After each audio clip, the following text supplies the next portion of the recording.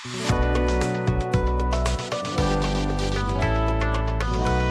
Guys, welcome to doctor study. Guys, this is Manjeet and आज के video में हम बात करने जा रहे हैं चरक संहिता के छठे अध्याय दैट इज द तस्य स्थिति अध्याय के बारे में।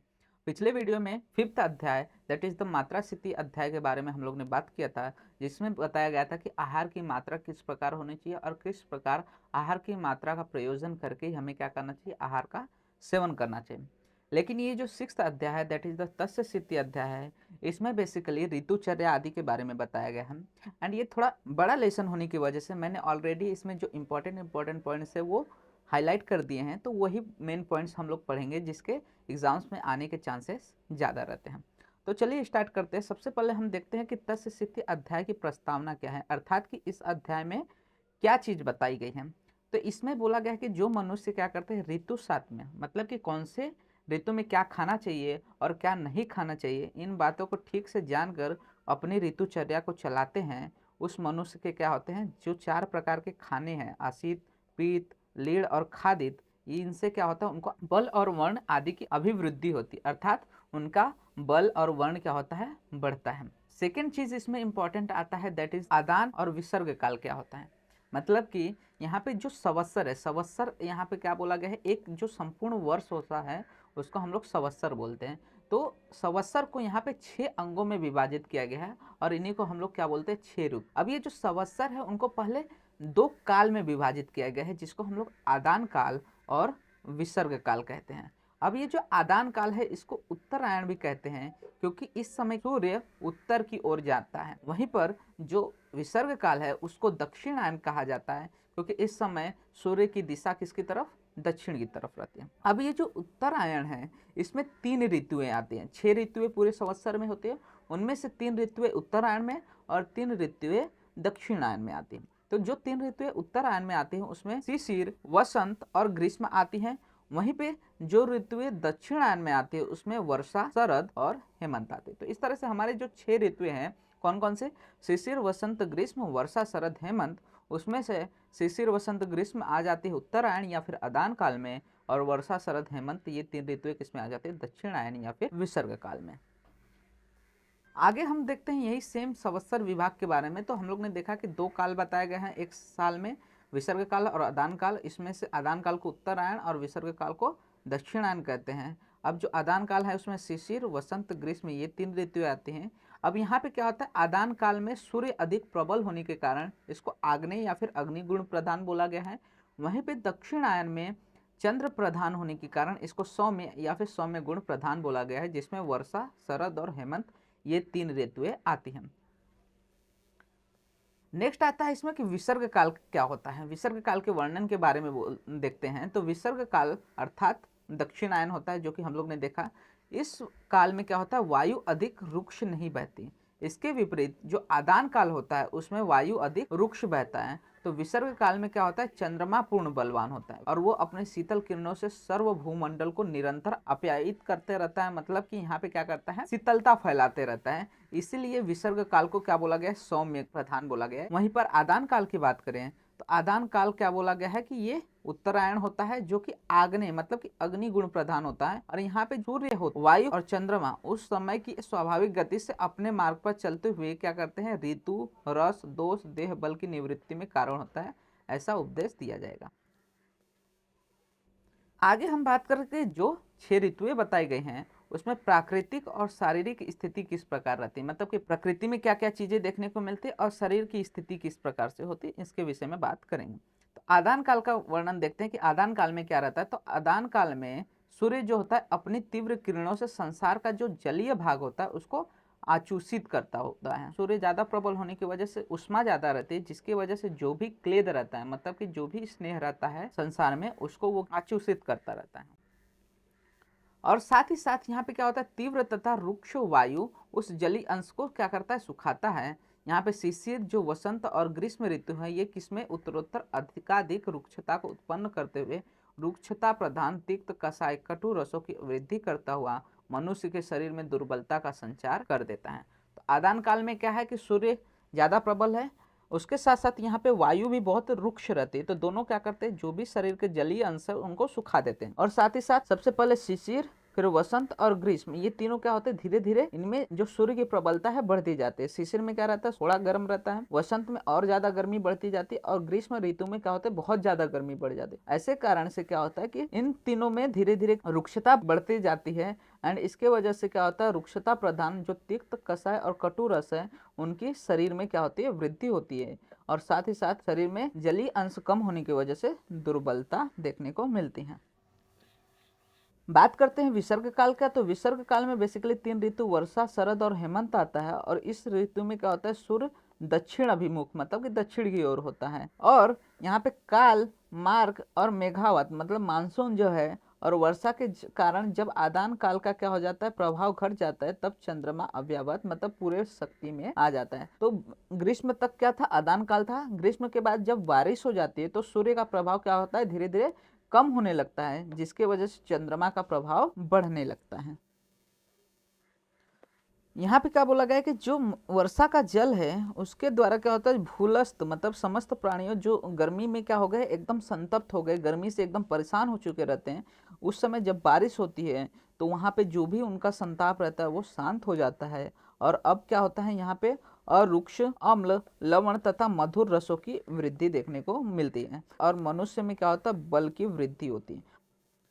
यहाँ पे ये भी बहुत इंपॉर्टेंट है, ये याद करना है कि सुश्रुत के अनुसार काल किस प्रकार से उनका विभाजन किया गया है। तो इसमें आता है कि 15 निमेष मतलब कि एक काष्ठा होता है, और 30 काष्ठा में एक कला होती है, और 20 कला मतलब कि एक मुहूर्त होता है, और ऐसे 30 मुहूर्त से एक अहोरात्र मतलब एक दिन बनता है, और 15 दिन से एक पक्ष, और 2 पक्ष मतलब कि 2 15 दिन आते हैं तो एक मास का निर्माण होता है। ऐसे 2 मास से एक ऋतु बनती है। देखा हम लोग ने, संवत्सर मतलब कि एक वर्ष होता है, उसमें 12 महीने होते हैं, तो 12 महीने में 6 ऋतु होती है, मतलब कि 2 मास में 2 महीने में एक ऋतु देखने को मिलती है।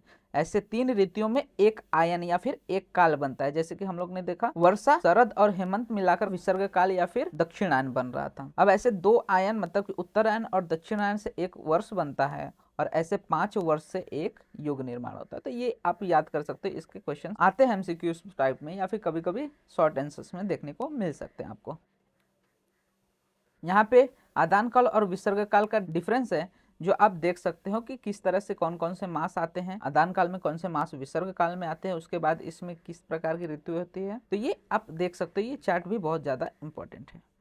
फिर इसके बाद किस ऋतु में कौन से महाभूत के संयोग से कौन से रस की उत्पत्ति होती है, ये भी इंपॉर्टेंट है। जैसे कि हम लोग ने देखा कि क्या हो रहा था, आदान काल में कटु तिक्त कषाय रस देखने को मिल रहा था, वहीं पे विसर्ग काल में अम्ल लवण मधुर रस। तो यहाँ पे शिशिर में हम लोग देखते हैं तिक्त रस का प्रबलता होता है, वसंत में कषाय रस की प्रबलता, और ग्रीष्म में कटु रस की प्रबलता होती है। उसी प्रकार वर्षा, शरद, हेमंत में अम्ल लवण मधुर इस रसों की प्रबलता देखने को मिलती है। एंड दोषों के अनुसार भी देख सकते हो कि कौन सा दोष का प्रकोप, किसका चय और प्रशम होता है कौन से ऋतु में। तो यहाँ पे बात करते हैं कि जो वात है उसका चय होता है ग्रीष्म में, वर्षा में प्रकोप होता है, और शरद में इसका प्रशमन हो जाता है।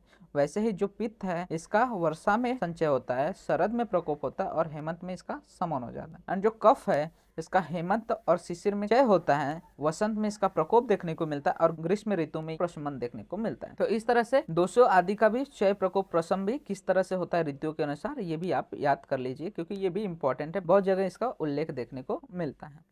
यहाँ पे क्या बताया गया है कि कौन सी ऋतु में कितना ज्यादा बल होता है मनुष्य के शरीर में। तो विसर्ग काल के आदि, विसर्ग काल कब से स्टार्ट होता है, वर्षा ऋतु से, और आदान काल के अंत मतलब कि ग्रीष्म ऋतु में जो मनुष्य का बल रहता है वो बहुत ज्यादा क्षीण रहता है, मतलब कि वो दुर्बल रहता है। उसके बाद विसर्ग तथा आदान काल के मध्य में दोनों का बल मध्यम रहता है, और विसर्ग काल के अंत मतलब कि हेमंत ऋतु और आदान काल के आरंभ मतलब कि शिशिर ऋतु में बल अधिक रहता है। तो क्या देखा हम लोग ने कि जो वर्षा है और ग्रीष्म है इसमें बल कैसा है, दुर्बलता रहती है। उसके बाद शरद और वसंत इसमें मध्यम बल रहता है, एंड लास्ट आता है दैट इज द हेमंत और शिशिर, इन 2 ऋतुओं में उत्तम बल रहता है। तो ये इंपॉर्टेंट है, इसको याद करके रखिएगा। अब आगे यहाँ से मेन चीज स्टार्ट होता है कि ऋतुचर्या। ऋतुचर्या में कौन से ऋतु में किस तरह से आहार विहार होने चाहिए, क्या चीजें नहीं करनी चाहिए, क्या चीजें करनी चाहिए, इसके विषय में हम आगे बात करेंगे। तो सबसे पहले स्टार्ट होता है हेमंत ऋतु। तो हेमंत ऋतुचर्या की बात करते हैं तो हेमंत ऋतु में क्या होता है, ये शीतकाल होता है। तो शीतकाल में क्या होता है, यहाँ पे शीतल वायु होने के कारण बल संपन्न जो पुरुष रहता है उसमें चिरकाल से रिकॉर्ड प्राप्त को जठरा अग्नि प्रबल हो जाती है। क्या होता है कि हेमंत ऋतु में बाहर बहुत ज्यादा ठंडी रहती है, इसके वजह से शरीर के जितने भी छिद्र रहते हैं वो संकुचित हो जाते हैं। तो शरीर की जो भी अग्नि रहती है वो बाहर नहीं निकलती, जिसके वजह से जठरा अग्नि कैसे हो जाती है, बहुत ज्यादा शक्तिशाली हो जाती है और जठरा अग्नि गुरु एवं द्रव्य गुरु आहारों को पचाने में सक्षम हो जाती है। इसीलिए हम लोग देखते हैं कि हेमंत ऋतु या फिर ठंडी के मौसम में क्या हो जाता है, बहुत ज्यादा भूख लगती है। तो यही बताया गया है कि हेमंत ऋतु में क्या है, जठरा अग्नि बहुत ज्यादा प्रबल हो जाती है। नेक्स्ट देखते हैं कि हेमंत ऋतु में क्या होता है, जठरा अग्नि अधिक प्रबल होने के कारण यहाँ पे क्या होता है, बलवान जठरा अग्नि, अगर आहार रूपी ईंधन मिल रहा है तो अच्छा है, लेकिन अगर आहार अच्छे से नहीं मिल रहा है तो ऐसे समय में वो क्या करती है, जो अग्नि है वो शरीर में स्थित जो रस धातु है उसी का विनाश करने लगती है। इसके वजह से क्या होता है, शरीर में वात का प्रकोप देखने को मिलता है। तो अगर जठरा अग्नि को सही से भोजन न मिले हेमंत ऋतु में तो उसके वजह से वहां वात का प्रकोप हो सकता है। नेक्स्ट बात करते हैं कि हेमंत ऋतु में आहार किस प्रकार का होना चाहिए। तो बेसिकली हेमंत ऋतु में क्या है, जठरा अग्नि अधिक प्रदीप्त है तो हमें गुरु और स्निग्ध आहार लेने चाहिए। तो इसमें क्या बोला गया कि इसमें स्निग्ध मतलब कि घी, तेल, वसा आदि से युक्त, अम्ल तथा लवण रस से युक्त भोज्य पदार्थों का एवं उदक मतलब कि जल में होने वाले प्राणी, मछली आदि का, अनुपदेश के प्राणियों का, मांस का आदि का हमें सेवन करना चाहिए। मतलब कि जितने भी गुरु और स्निग्ध आहार है उसका सेवन हमें हेमंत ऋतु में करना चाहिए। साथ ही साथ बोला गया कि जो बिलेसे प्राणी मतलब बिल में रहने वाले जो प्रसह है मतलब कौवा, बाज या फिर पशु पक्षियों का मांस, ये सब के साथ साथ मदिरा या फिर सिधु आदि या फिर मधु का भी पान करना चाहिए हेमंत ऋतु में। एंड देन की इक्षु विकार मतलब कि जितने भी इक्षु से बने हुए जो भी गुड़ हो गए, चीनी हो गए, मतलब कि ईख से बने हुए चीजें हैं, या फिर वसा चर्बी हो गई, या फिर नए चावल हो गए, या फिर गर्म जल आदि का सेवन करने से क्या होता है, पुरुष की आयु क्षीण नहीं होती, मतलब पुरुष का हेल्थ बना रहता है। तो ये सारी चीजें हमें क्या करनी चाहिए, हेमंत ऋतु में फॉलो करनी चाहिए।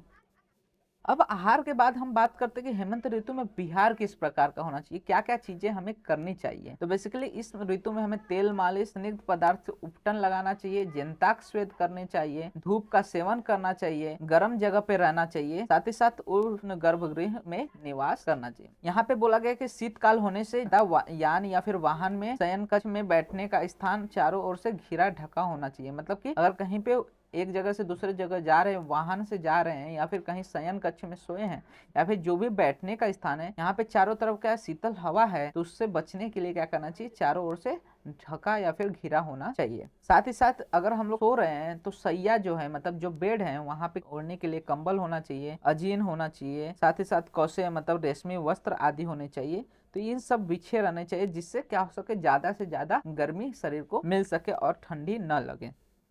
साथ ही साथ बोला गया है कि जो भारी तथा गर्म वस्तुओं को धारण करना चाहिए, अगरू का लेप लगाना चाहिए, एंड बिस्तर पर संपुट अंगों तथा विशाल स्तनों वाली जो अगरू, चंदन आदि सुगंधित पदार्थों का लेप की हुई यौवन मद उन्मत्त पत्नी का आलिंगन कर काम क्रीड़ा से तृप्त होकर शयन करना चाहिए। तो बेसिकली क्या बोला है कि ठंडी के मौसम में जो मैथुन क्रिया है वो कर सकते हैं। बोला गया है कि शीतकाल में अथवा शिशिर ऋतु आने पर यथेष्ट सहवास करना चाहिए। तो वही बोला गया कि शीतकाल में जैसे कि हेमंत ऋतु है वैसे ही शिशिर ऋतु में भी अपनी इच्छा अनुसार सहवास या फिर मैथुन कर्म कर सकते हैं। यहाँ तक हम लोग ने देखा कि हेमंत ऋतु में क्या क्या चीजें करनी चाहिए, क्या आहार होना चाहिए, क्या विहार होना चाहिए। अब बताया गया है कि क्या चीजें नहीं करनी चाहिए। तो यहाँ पे बोला गया कि लघु तथा वातवर्धक अन्नपान या फिर प्रवात सेवन नहीं करना चाहिए, क्योंकि यहाँ पे क्या है, जठरा अग्नि बहुत प्रदीप्त है। तो ऐसे कंडीशन में क्या करना चाहिए, ज्यादा से ज्यादा खाना की कोशिश करना चाहिए, गुरु आहार लेना चाहिए, एंड साथ ही साथ कोई भी ऐसा आहार न ले जिससे वात बढ़ सके, क्योंकि जठरा अग्नि प्रदीप्त हुई है। ऐसे कंडीशन में हम लोग ने देखा कि वात का प्रकोप होने का चांसेस ऑलरेडी रहता है। ऐसे कंडीशन में हमें ट्राई करना चाहिए कि वहाँ पे वातवर्धक आहार हम लोग न ले। साथ ही साथ थोड़ा भोजन करना या फिर उद्मंथ मतलब कि ठंडा जल, चीनी मिलाकर घोला हुआ सत्तू आदि का सेवन करना वर्जित है। तो यहाँ पे सत्तू पीना वर्जित है हेमंत ऋतु में। अब इसके बाद हम देखते हैं सेकेंड ऋतु, दैट इज द शिशिर ऋतु के बारे में। तो शिशिर ऋतु में क्या बोला गया कि जो हेमंत ऋतु है और शिशिर ऋतु है, इन दोनों का जो प्रभाव होता है समान ही रहता है। इसलिए शिशिर और जो हेमंत ऋतु के आहार विहार है उसमें बस थोड़ा मोड़ा अंतर है, नहीं तो लगभग सब कुछ सेम है। इस काल में क्या है, आदान कालिक रुक्षता, मेघ, वायु तथा वृष्टि के कारण शीत की वृद्धि हो जाते हैं। यहाँ पे क्या हो रहा है, शिशिर ऋतु से आदान काल स्टार्ट हो जाता है। तो आदान काल के कारण यहाँ पे शरीर में रुक्षता देखने को मिलती है। वायु और वृष्टि के कारण क्या होता है, शीत की वृद्धि यहाँ पे ज्यादा हो जाती है, क्योंकि यहाँ पे शिशिर ऋतु में हवा है वो ज्यादा देखने को मिलते हैं। फिर भी प्रायः जो हेमंत ऋतु में जो आहार विहार का निर्देश दिया गया है उसी के अनुसार इसमें भी क्या करना चाहिए, आहार विहार करना चाहिए। वह शीत वायु का जहाँ संबंध न हो, जहाँ उष्णता प्राप्त हो सके, ऐसे घर में निवास करना चाहिए। क्योंकि बाहर ठंडी है और हवा चल रही है, तो उससे बचने के लिए जहाँ पे भी उष्णता प्राप्त हो सके ऐसे घर में क्या करना चाहिए, निवास करना चाहिए। आगे देखते कि जो ऋतु है उसमें कौन सी चीजें हमें नहीं खानी पीनी चाहिए, क्या आहार नहीं करने चाहिए। तो शिशिर ऋतु में जो कटु तथा कसैले, वातकारक, लघु तथा शीतल अन्नपान का प्रयोग नहीं करना चाहिए। साथ ही साथ जो शेष जो हेमंत ऋतु के अनुसार जो विधि का निषेध बताया गया, मतलब कि यहाँ पे भी सत्तू का पान न करें। इसके बाद आता है हमारा थर्ड ऋतु, वसंत ऋतु। तो वसंत ऋतु में क्या बोला गया कि हेमंत ऋतु में क्या होता है, इकट्ठा हुआ कफ वसंत काल में सूर्य की गर्मी या गर्म किरणों से पिघलकर काय अग्नि को दूषित कर देता है। अब क्या है, शिशिर ऋतु जो है, शिशिर ऋतु में क्या होता है कि कफ बढ़ा हुआ रहता है ठंडी के कारण। अब वसंत ऋतु में हल्की हल्की गर्मी आने चालू हो जाती है। क्या होता है, सूरज निकलना चालू हो जाता है ज्यादातर। तो सूरज की गर्म किरणों की वजह से जो जमा हुआ कफ रहता है वो क्या होता है, पिघलता है, और पिघल कर वो स्रोतसों में फैलता है, और स्रोतसों में फैलकर जो जाठराग्नि है, काय अग्नि है, उसको दूषित करने लगता है। अब इसके बाद क्या होता है कि तदंतर वह विविध प्रकार के रोगों को पैदा कर देता है। अब क्या है, जाठराग्नि मंद हो जाएगी, तो जाठराग्नि मंद होने के बाद ऑफकोर्स क्या होंगे, वहां पे बहुत सारे बीमारियां उत्पन्न होने लगेंगे। अब इस कफ को निकालने के लिए वमन आदि पंचकर्मों को कराना चाहिए। अब क्या है, यहाँ पे कफ बहुत ज्यादा बढ़ गया है, तो ऐसे में संशोधन कर्म करने के लिए निर्देशित किया गया है। तो जितने भी हम लोग पंचकर्म देखेंगे सबका उल्लेख हमें वसंत ऋतु में देखने को मिलता है। आगे देखते हैं कि वसंत जो ऋतु है इसमें कौन कौन से आहार विहार निषिद्ध हैं। तो वसंत ऋतु में जो गुरु, अम्ल रस प्रदान, स्निग्ध तथा मधुर पदार्थों का सेवन और दिवास्वप्न वर्जित। क्योंकि यहाँ पे क्या है, कफ ऑलरेडी बढ़ा हुआ है, तो कफ को बढ़ाने वाले जितने भी पदार्थ हैं, जैसे कि गुरु आहार हो गए, अम्ल रस हो गया, स्निग्ध तथा मधुर पदार्थ हैं, ये क्या करते हैं, कफ को बढ़ाते हैं, तो इनको नहीं खाना चाहिए। साथ ही साथ दिवा स्वप्न करने से भी कफ की वृद्धि होती है, तो दिवा स्वप्न भी क्या है, वसंत ऋतु में वर्जित है, ये इंपॉर्टेंट है।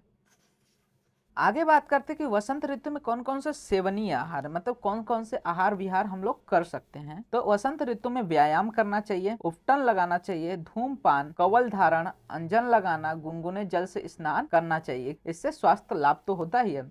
साथ ही साथ यहाँ पे क्या करना, चंदन, अगरू आदि सुगंधित द्रव्यों का लेप करना चाहिए। और यहाँ पे कफ बढ़ा हुआ है तो कोई भी नया चावल या फिर नया गेहूं नहीं यूज करना चाहिए। यहाँ पे पुराने जौ, पुराने गेहूं या फिर जो हरिड़ विशेष है, मतलब सरफ आदि जो हल्के मांस वाले प्राणी हैं उनके मांसों का सेवन करना चाहिए। खरगोश का, हिरन का या फिर लवा, सफेद तितर आदि के मांसों का सेवन करना चाहिए। यहाँ पे साथ ही साथ बोला गया कि जो उत्तम कोटि की शराब होती है, सिद्धू होती है, तथा जो महुआ का रस की शराब होती है, इनका सेवन करना चाहिए।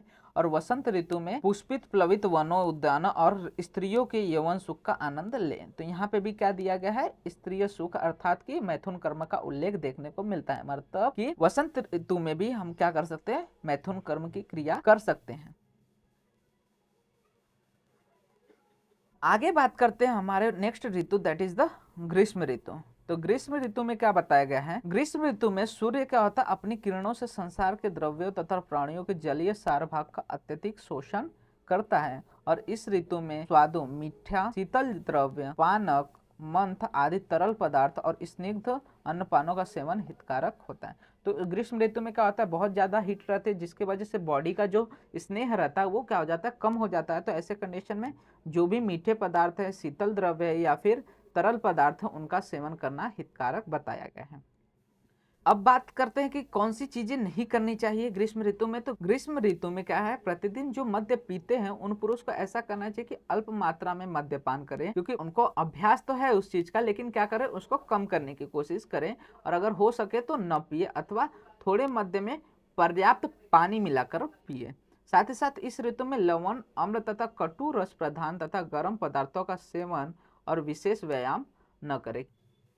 बात करते कि ग्रीष्म ऋतु में विहार किस प्रकार का होना चाहिए, मतलब क्या चीजें करनी चाहिए। तो ग्रीष्म ऋतु में दिन में शीतल गृह और रात में चंद्रमा के किरणों से शीतल तथा प्रवाह युक्त मकान की छत पर चंदन आदि सुगंधित पदार्थों का शरीर पर लेप करके शयन करें। यहाँ पे ध्यान दो कि दिन में भी यहाँ पे सोने को बोला है, मतलब कि ग्रीष्म ऋतु में दिवा स्वप्न वर्ज्य नहीं है, बल्कि दिवा स्वप्न करना चाहिए। साथ ही साथ ऐसे शीतल जगह पर रहना चाहिए जहाँ पे शीतलता हो, ठंडी देखने को मिले। साथ ही साथ यहाँ पे मुक्ता मणि आदि आभूषणों से अलंकृत होकर चंदन के घोल से सुशीतल ताड़ के पंखे की हाथ के स्पर्श से प्राप्त वायु का सेवन करता हुआ चौकी या आराम कुर्सी पर सुखपूर्वक बैठे। मतलब कि इसमें क्या बोला गया है कि जो भी शीतलता प्रदान करने वाली चीजें हैं उनका विहार करना चाहिए। एंड साथ ही साथ ग्रीष्म काल में बोला गया कि मैथुन का पूर्ण रूप से त्याग करके शीतल वनों, जलों और फलों का सेवन करें, अर्थात वन तथा बगीचे की छाया से सुशीतल जलों तथा फूलों के बीच बैठकर भीषण दोपहर की गर्मी में अपनी सुरक्षा करनी चाहिए। अब ग्रीष्म ऋतु के बाद हम बात करते हैं वर्षा ऋतु के बारे में। तो वर्षा ऋतु में क्या बोला गया है कि आदान काल में स्नेह तथा रस के आशूषित हो जाने के कारण स्थिर में स्थित जाठरा अग्नि भी दुर्बल हो जाती है और जाठरा अग्नि वर्षा काल में वात आदि के दोष से और भी दूषित हो जाती है। वर्षा काल से पहले ग्रीष्म ऋतु था। ग्रीष्म ऋतु में क्या होता है, शरीर का पूरा बल आचूषित हो जाता है, रस आचूषित हो जाता है। इसके साथ ही साथ जाठरा अग्नि भी दुर्बल रहती है। लेकिन जैसे ही बारिश होती है तो बारिश में क्या होता है, अचानक से वात दोष बढ़ता है, जिसके कारण जाठरा अग्नि क्या हो जाती है, और भी दूषित हो जाती है। अब वर्षा ऋतु में ग्रीष्म ऋतु से तपी हुई जो भूमि रहती है उस पर वर्षा का जल पड़ने से जो भाप निकलती है, उसके कारण लगातार वर्षा होने से, जल के अम्ल विपक्षील होने से, जाठरा अग्नि के मंद पड़ जाने से वात आदि दोष के कुपित हो जाते हैं। इसलिए वर्षा ऋतु में सभी साधारण विधियां प्रशंसनीय माने जाते हैं, जिससे वात पित्त कफ का शमन हो सके। ठीक है, तो वर्षा ऋतु में क्या बोला है कि जमीन पहले से गर्म रहती है, ऐसे कंडीशन में अचानक से बारिश होती है तो वहां पे वाष्प निकलता है, वेपराइजेशन होता है, जिसके कारण अम्ल विपाक देखने को मिलता है। अब अम्ल विपाक के आहार व्यवहार के वजह से क्या होता है, वहां पे जाठरा अग्नि और कुपित हो जाती है और वात आदि दोष बढ़ जाते हैं, जिसके कारण हमें ऐसे क्रिया करनी चाहिए जिससे वात पित्त और कफ आदि जो दोष हैं उनका शमन हो सके। बात करते हैं वर्षा ऋतु में निश्चित आहार विहार की। तो वर्षा ऋतु में जल में घोले हुए सत्तू, दिन में सोना, अवस्याय का सेवन और नदियों का जल, व्यायाम, धूप का सेवन तथा स्त्री सहवास का सर्वथा परित्याग कर दें। यहाँ पे भी देखिए, स्त्री सहवास मतलब कि सेक्सुअल जो इंडल्जेंस है उसका टोटली परित्याग करना चाहिए। तो इसमें क्या बोला गया, सत्तू का भी परित्याग करना है, दिन में नहीं सोना चाहिए। दिन में सोने का सिर्फ एक ही ऋतु में बताया गया है, दैट इज द ग्रीष्म ऋतु में। इसके अतिरिक्त किसी भी ऋतु में दिवा स्वप्न वर्ज्य बताया गया है। साथ ही साथ यहाँ पे क्या बोला गया है, ओस में सोने से या फिर ओस का सेवन करने से और नदियों का जल, व्यायाम अधिक करने से, धूप का सेवन करने और स्त्री सहवास, इन सभी चीजों का त्याग करना वर्षा ऋतु में। अब वर्षा ऋतु में प्रशस्त आहार विहार की कौन से आहार विहार खाने योग्य है, तो खाने पीने के सभी पदार्थों का यथोचित रूप से शहद मिलाकर उपयोग करना चाहिए। क्या बोला है, शहद का उपयोग करना चाहिए। एंड जिस दिन हवा या फिर पानी के कारण अधिक शीत का अनुभव, मतलब जहाँ जिस दिन अचानक से ठंडी बढ़ गई हो, उस दिन क्या होता है, शरीर की वायु प्रकोपित हो सकती है। इसलिए उस दिन क्या करना चाहिए, शांति के लिए विशेषतः खट्टा, नमकीन तथा स्निग्ध पदार्थों का भोजन में उपयोग करना चाहिए। क्योंकि बारिश में क्या रहता है, बार बार शीतल हवा बहने लगती है, तो उससे बचने के लिए खट्टा, नमकीन तथा स्निग्ध पदार्थों का उपयोग करने के लिए बोला गया है। अब आता है दैट इज द नेक्स्ट ऋतु, जो कि हमारा है शरद ऋतु। तो शरद ऋतु में क्या बोला गया कि वर्षा ऋतु में जब शरीर अव्यवस्थित के अभ्यस्त हो जाते हैं, उसके बाद सहसा ही अचानक क्या हो जाता है, एकाएक वहां पे शरद ऋतु में सूर्य की किरणों द्वारा तपे हुए प्राणियों के शरीरों में वर्षा काल से संचित हुआ पित्त शरद ऋतु में प्रकोपित हो जाता है। तो वर्षा ऋतु में अम्ल विपाक होने के कारण जो पित्त है वो शरीर में संचित होते रहता है। ऐसे कंडीशन में जब अचानक से शरद ऋतु स्टार्ट होता है तो शरद ऋतु में सूर्य की किरणें और प्रबल हो जाती हैं, और सूर्य की किरणें प्रबलता के कारण क्या होता है, वहां पे जो भी पित्त संचित था उसका प्रकोप देखने को मिलता है शरद ऋतु में। अब बताया गया कि शरद ऋतु में प्रशस्त आहार विहार क्या है। तो शरद ऋतु में बेसिकली पित्त बढ़ा हुआ है, तो पित्त को कम करने के लिए मधुर, लघु, शीतल और तिक्त रस प्रधान तथा जिससे प्रकोपित पित्त का शमन हो सके ऐसे अन्नपान का भली भांति क्या करना चाहिए, उचित मात्रा में सेवन करना चाहिए।